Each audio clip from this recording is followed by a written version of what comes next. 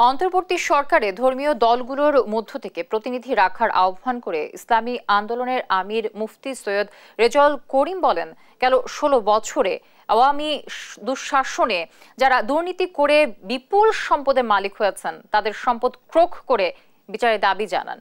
সকালে ইসলামী আন্দোলনের কেন্দ্রীয় কার্যালয়ে চলমান পরিস্থিতি ও স্বৈরাচারী হাসিনা সরকারের পতন নিয়ে সংবাদ সম্মেলনে এসব কথা বলেন।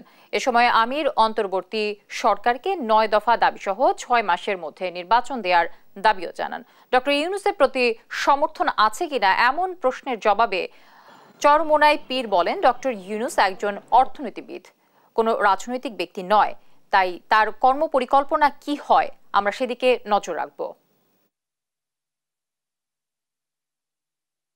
গ্রহণযোগ্য তদন্ত কমিশন ও স্বতন্ত্র ট্রাইব্যুনাল গঠন করে জুলাই গণহত্যাকাণ্ডের বিচার করতে হবে।